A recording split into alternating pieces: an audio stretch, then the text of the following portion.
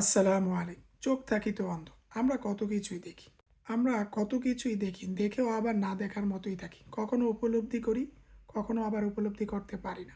সবচেয়ে বড় আশ্চর্যের বিষয়, আমরা পরিবার নিয়ে বসবাস করি। আর এই পরিবার নিয়ে বসবাস করতে আমাদের রিজিকের প্রয়োজন। রিজিক নিয়ে আমরা কতই না ছুটাছুটি করি। দিনরাত আমরা এক করে ফেলি। রিজিকের সন্ধানে, রিজিকের তালাশে। অথচ আমাদের রিজিক হচ্ছে ফিক্সড। হ্যাঁ, আমাদের রিজিক নির্দিষ্ট সময়ে আমাদের যা ছিল তা আমাদের তকদিরে, আমাদের ভাগ্যে চলে আসবে।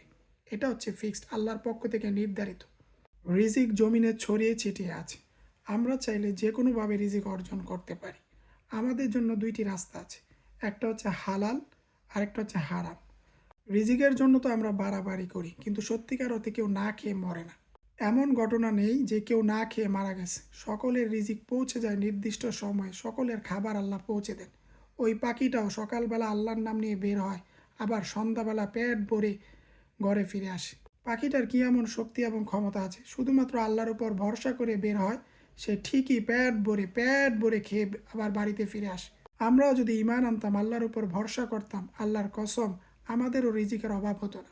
যে আল্লাহ সমস্ত সৃষ্টিকুলকে খাওয়াতে পারে, আমার আপনার জিম্মাদারও হতে পারে, আমার আপনাকেও খাওয়াতে পারে। তকদিরের বাইরে আপনি কোনো কিছুই হাসিল করতে পারবেন না। রিজিক আমার আপনার জন্য ফিক্সড। এজন্য রিজিক নিয়ে এত বাড়াবাড়ি, এত খামসাখামসি, এত পারাপারি করার কোনো দরকার নেই। রিজিক আসবে তাকওয়ার মাধ্যমে, যা আমার আর আপনার জন্য সবচাইতে উত্তম। চাইলে হারামভাবেও রিজিক উপার্জন করা যায়, কিন্তু তা কতটা স্থায়ী, তা আমাদের জন্য কেমন হবে? হয়তো হারামভাবে দুনিয়ার জন্য কিছুটা আমাদের জন্য আরামদায়ক হতে পারে, কিন্তু আখেরাতে মৃত্যুর পর আমাদের জন্য এটা কি হবে? চরম আযাবের কারণ হবে।